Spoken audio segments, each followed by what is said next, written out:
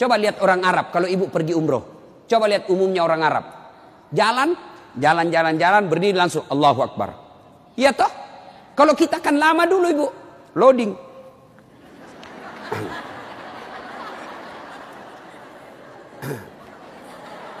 Allah. Duduk. Saya tanya, kenapa tidak jadi sholat ibu? Saya lupa sholinya. Boleh tidak ucapkan. Mau ucapkan silahkan. Sholli sunnatal duha. Raka'ataini lillahi ta'ala. Saya niat sholat sunnah duha. 2 rakaat. Sunnah hukumnya bagi saya lillahi ta'ala. Allahu Akbar. Tuh. Nggak hafal juga itu Ustaz. Ambil jalan pintas. Berdiri tegak. Menghadap ke kiblat, baru ibu bilang begini, Tuhan, sholat sunnah duha ya, Allahu Akbar. Boleh, benar boleh bu. 2 rakaat berikutnya ulang lagi, Tuhan masih seperti yang tadi, Allahu Akbar. Boleh, benar. Daripada ibu nunggu bahasa Arabnya, ndak hafal, ibu ndak sholat. Itu sholat duha ibu. Hei bu, suami pergi cari nafkah. Anak sudah pergi sekolah. Ibu sholat duha. 2 rakaat salam, 2 rakaat salam, 2 rakaat salam, 2 rakaat salam. Boleh 2 rakaat. Bagus 4 rakaat. Lebih utama lagi 6 rakaat. Lebih mulia lagi 8 rakaat. Boleh 2. Boleh kalau ibu sibuk 2 aja boleh. Bacaannya sama sholat sunnah yang lain. Nggak hafal banyak ayat-ayat Ustadz. Ya sudah yang ibu hafal aja. Kul-kul ya sudah kul-kul aja. Rakaat pertama kul huwallah. Rakaat kedua kul huwallah lagi. Tidak apa-apa. Bahkan boleh begini bu. Allahu waladhdallin amin. Bismillahirrahmanirrahim. Alif lam mim. Allahu Akbar. Boleh. Rakaat kedua. Waladhdallin amin. Bismillahirrahmanirrahim. Yasin. Allahu Akbar. Boleh. Benar boleh. Jelas. Selesai sholat duha, ibu duduk menghadap kepada Allah, mengadu kepada Allah, ya Allah yang maha kaya. Tiadalah datang rezeki tanpa pertolongan dan bantuan. Engkau yang mengatur rezeki suami saya. Suami saya datang pergi menjemput rezeki ya Allah. Jika rezeki suami saya masih di atas langit, turunkan ya Allah. Jika masih dalam tanah, munculkan ya Allah. Jika masih jauh, dekatkan. Jika masih sedikit, cukupkan. Dan yang lebih penting ya Allah, berkahkan. Doa tidak harus bahasa Arab. Banyak orang selesai sholat, baca doa. Tapi dia tidak tahu apa jadinya doa. Doa itu tidak harus bahasa Arab. Nih, rezeki saya. Belum sholat duha ini sudah keluar. Langsung 2, ada pula rotinya. Masya Allah ya. Coba ibu. Doa, dengar bu. Doa tidak harus bahasa Arab. Doa itu kalau bahasa Bugisnya mapaletu. Bahasa gaulnya curhat. Silakan ibu curhat. Bahasa hati. Bukan bahasa Arab. Ibu bahasa Arab belum lagi salah ucap. Tidak ngerti apa yang ibu baca. Malaikat bingung. Apa maksudnya ini ibu ini? Apa maksudnya ini ibu? Mau minta rezeki ternyata doanya apa? Minta anak. Bingung kan malaikat. Jadi boleh bu, ya Allah, bukakan pintu rezekiku ya Allah. Mudahkan suamiku memperoleh rezekinya ya Allah. Sudah itu SMS suami. Bang, jangan menghalalkan segala cara. Baru aja aku doakan abangku selamat dalam mencari nafkah. Salam sayang selalu dari istrimu di rumah.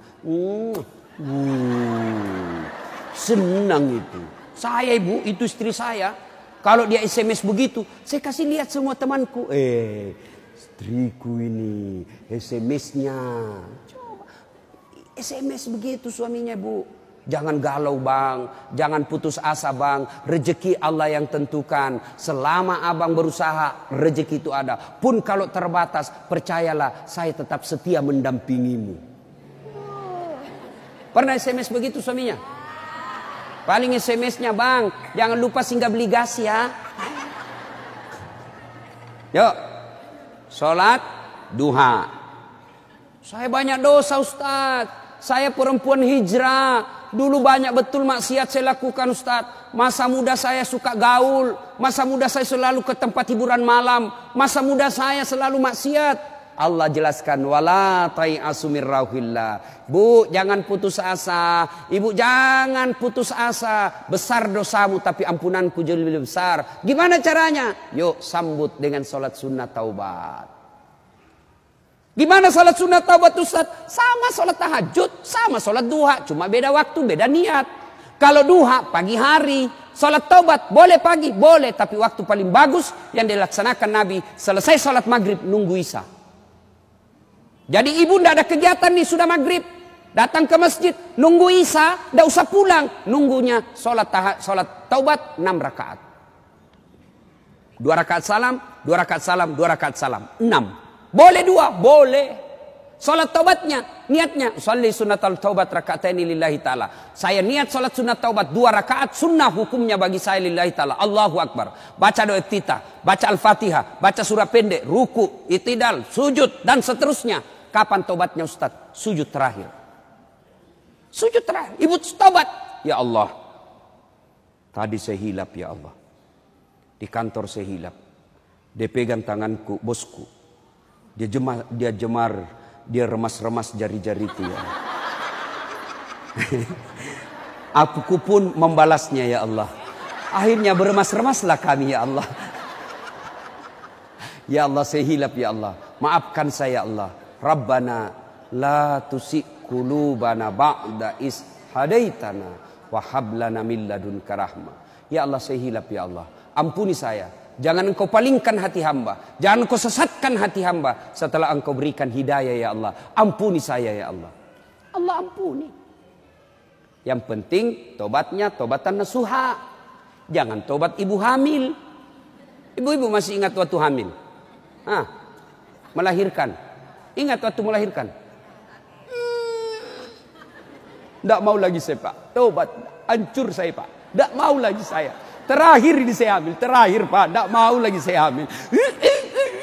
Terakhir tidak mau lagi. 6 bulan kemudian. Hamil lagi. Ya. Nah. Banyak jenis-jenis sholat sunnah. Tapi lain waktu kita laksanakan. Lain waktu kita lanjut. Pertama dirindukan surga. Dirikan sholat. Yang kedua. Kata Nabi. Wasyamu Ramadan. Berpuasalah di bulan suci Ramadan. Alhamdulillah, tuntas puasa Ramadan. Tapi jangan puas sampai di situ, Bu. Maka kita lanjutkan dengan puasa Senin Kamis. Ya, puasa yang paling baik. Puasa yang tidak pernah ditinggalkan Rasulullah. Puasa Senin Kamis. Bu-ibu nih, yang agak lebih berat badannya. Bukan gemuk. Cuma perbandingannya kurus. Bukan. Orang bilang Ustadz kurus betul. Bukan kurus, kamu yang gendut. Yang lebih berat badannya. Yuk, terapi Senin Kamis. Senin Kamis. Ibu-ibu mau sehat, Senin Kamis. Bagaimana? Mulai Kamis ini, jangan pernah lagi lepas puasa. Bangun, makan sahur. Ternyata jam 9, lupa kalau puasa. Makan aja. Terbiasa kan setiap pagi kita sarapan. Nah Kamis ini kita mulai. Karena kebiasaan kita bertahun-tahun sarapan. Ya sarapan makan. Begitu lagi selesai. Wih. Kamis. Ternyata saya puasa. Lanjut. Boleh. Yang tadi 1 mangkuk. Rezeki. Ibu lupa. Ternyata siang. Makan lagi. Wih. Kamis. Puasa. Lanjut lagi Bu. Benar ibu lupa. Lanjut. Boleh. Ternyata asar. Ada lagi kasih es cendol. Saya puasa. Sudah rezeki ibu itu. Yang penting betul lupa. Saya sering begitu ibu. Lanjut. Karena saya lupa. Orang lupa tidak kena hukum. Tiba-tiba saya diajak makan coto. Ustaz coto. Namanya kita senang ditraktir. Begitu habis. Saya puasa rupanya. Tidak apa-apa. Lanjut. Boleh. Yang tidak boleh, ibu misalnya kan? Misal. Bismillahirrahmanirrahim. Misal sudah di dalam nih. Sudah ada di dalam. baru sadar, saya puasa. Jangan bilang terlanjur, batal. Batal itu. Maka kalau dia sudah di dalam mulut, langsung ingat saya puasa, muntahkan, cuci, sah. Biar ibu 3 kali makan dalam sehari, yang penting betul-betul lupa. Begitu kan, ma makan puasa. Oh iya nak, sah. Coba ibu besok, mulai hari Kamis ini. Ternyata jam 10, jam 11 lolos, jam 12 masih bisa, jam 1 enggak tahan. Datang tetangga bawa kue, nyaman lagi. Wah, sudahlah, ya sudah buka. Dari jam subuh sampai jam 1 ibu sudah dapat pahala. Cuma sayang kalau sudah jam 2 rusak, ibu betul-betul imannya lemah. Masa sudah setengah jalan masih mau buka. Tapi pun kalau buka karena sakit, silahkan buka. Sudah dapat pahalanya itu. Coba mulai Kamis ini. Itulah yang disebut majelis taklim yang sukses. Ada perubahan tiap pekannya. Ada perbaikan tiap bulannya. Tahun lalu belum biasa Senin Kamis. Tahun ini terbiasa Senin Kamis. Majelis taklim yang manfaat. Ya, Senin Kamis. Yang ketiga, karena waktu yang sangat terbatas, ini dirindukan oleh surga. Apa itu?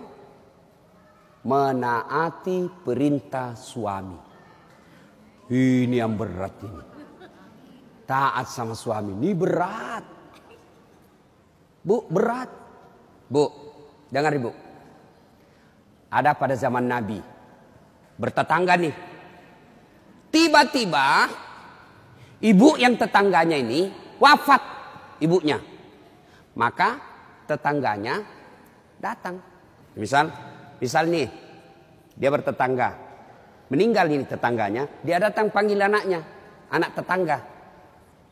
Bu Haji, emak sampean wafat. Datanglah membesuknya. Mulai dari sakit. Mohon maaf Bu, saya tidak bisa besuk ibu saya. Saya tahu sakit, tapi suamiku keluar. Saya dipesan tidak boleh pulang, tinggalkan rumah sebelum pulang. Pulang yang utusan. Sakaratil maut sudah ibunya, datang lagi. Bu, ibu sampean sudah sakaratil maut. Datanglah kau besuk. Mau sekali, tapi mohon maaf suami saya belum pulang. Pulang lagi utusan. Wafat ibunya. Bu, yang terakhir kalinya, bumu sudah wafat, maka mau dimakamkan. Kau datanglah sekali aja sebelum dimakamkan. Apa kata ibu?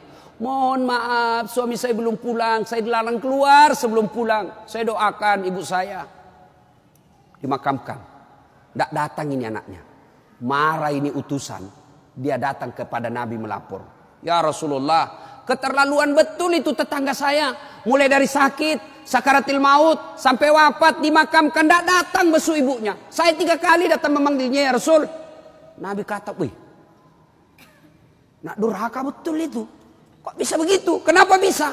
Ya Rasulullah, suaminya pergi. Jihad, perang. Dipesan sama suaminya. Jangan pernah tinggalkan rumah sebelum saya pulang. Mendengar ini, apakah Nabi marah? Subhanallah, dengar ibu. Subhanallah. Nabi lalu bersabda, alhamdulillah, diampuni dosa ibu yang wafat karena punya anak, istri yang taat sama suaminya. Masya Allah. Kira-kira masih ada istri zaman sekarang begini? Masih ada. Baru 10 menit pergi suaminya, dia telepon temannya. Datang aja, suami saya sudah keluar.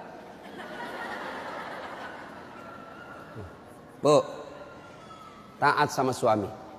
Itu pintar redanya ibu masuk surga. Ibu mau tanda fungsi utama suami? Bu, halo ibu. Fungsi utama seorang suami. Ibu mau tahu? Mau tahu ibu? Jalan pintasnya ibu masuk surga. Passwordnya masuk surga.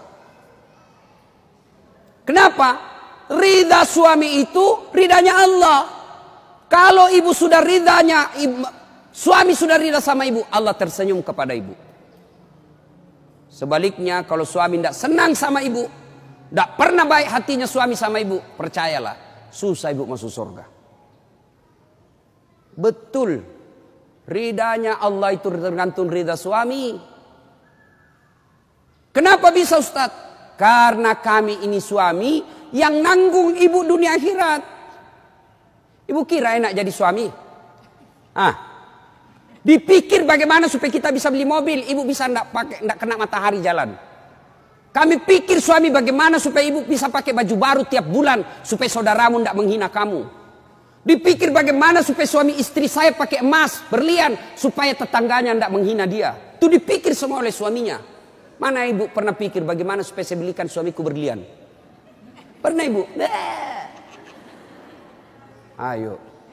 Bukan cuma di dunia, di akhirat pun ibu ditanggung oleh suami.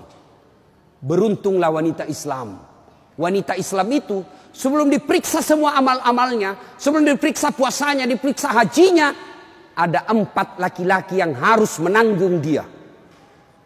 4 laki-laki yang harus menanggung ibu. Siapa? 1, orang tua, bapak. 2, suami. 3, anak laki-laki. 4, saudara laki-laki. Ini 4 yang bertanggung jawab terhadap ibu. Kenapa itu perempuan dia pakai jilbab? Ditanya suaminya, ditanya bapaknya, ditanya anak laki-lakinya, ditanya saudara laki-lakinya. Ternyata ini 4 laki-laki yang tidak beres, maka ibu bebas tugas. Itu enaknya jadi perempuan Islam.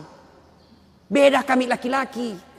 Biar kami sholat, ketua majelis ulama, hafal Quran, istrinya tidak pakai jilbab, istrinya tukang gosip, istrinya tidak puasa, istrinya tidak nutup aurat, istrinya tidak sholat. Demi Allah, ku ampusakum wa ahliku.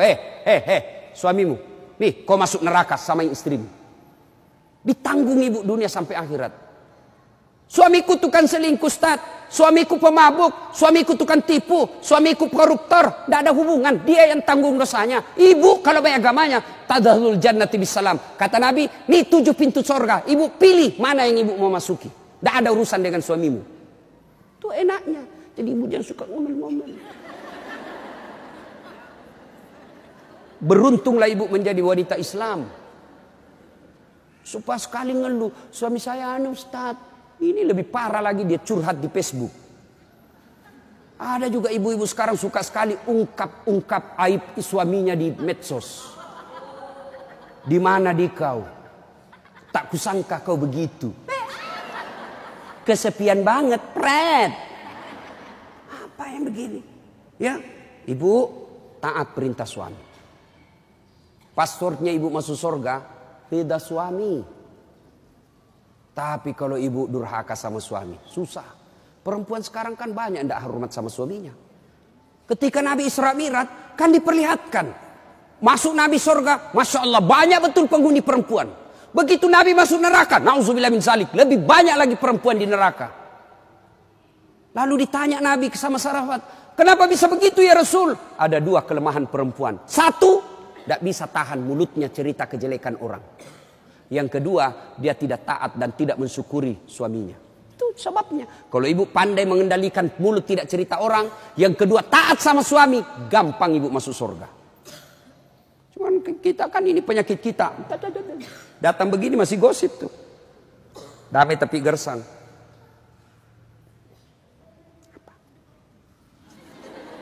Apa? Apa sih? Tidak gue tahu bertanya dong. Saya pun digosip. Begitu saya lewat, itu juga bajunya waktu di TV One. Ada urusan. Nenek ibu nih. Palsu. Aku tahu. Hitam itu di gelangnya. Palsu. Palsu lipstiknya. Kenapa kau tahu? Tuh melengket di giginya. Semua dia habis dosanya. Ibu, 1, sholat. 2, puasa. 3, taati suami. 4, jaga harga diri. Jaga harga diri. Bagaimana menjaga harga diri seorang perempuan? Bermula dari pakaian. Ibu-ibu jangan lagi pakai jilbab apa itu. Untuk sekarang kan ada istilah jilbab syar'i. Dulu kan ada ibu-ibu pakai jilbab tapi ketat. Celananya ketat, bajunya ketat. Akhirnya apa? Jalan seperti orang di kampungku bilang buras. Tahu buras ibu? Lontong. Lontong, coba lontong kalau dibuka kan masih ada kentara itu anunya, bekas-bekas ikatannya. Bu, wanita soleha, istri yang baik, pakaiannya tidak seperti itu. Salah satu menjaga harga diri, tidak pernah keluar tanpa izin suaminya.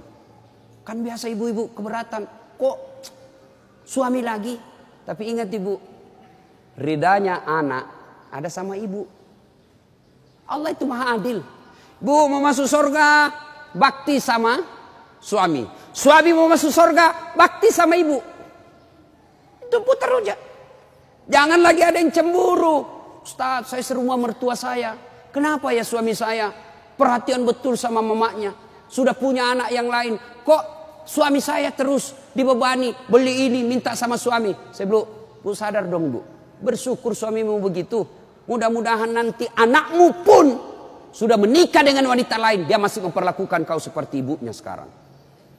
Jangan malah sentimen, suami saya begini, suami saya begini. Ibu berapa tahun sama suami? Baru 25 tahun. Itu ibunya dari perutnya. Saya heran kalau ada perempuan cemburu sama mertuanya. Tak sadar. Gimana nanti kalau ibu punya mantu yang juga kurang ajar? Mau? Maka saya bilang sama istri saya, boleh kau maki-maki saya, boleh kau hina saya, boleh kau lempar kepalaku, yang penting tidak kena. Satu yang tidak boleh, jangan kau lukai perasaan ibu saya. Begitu ibu saya luka perasaannya, kau pembuat sial, keluar kau dari rumah. Tidak ada toleransi. Begitu mestinya kita jadi istri. Kalau ibu-ibu masih susah hidupnya, koreksi aja deh. Barangkali durhaka sama mertua. Nah, bagaimana mengabdi kepada orang tua, bagaimana mengurus anak, insya Allah lain waktu dan kesempatan kita akan lanjutkan.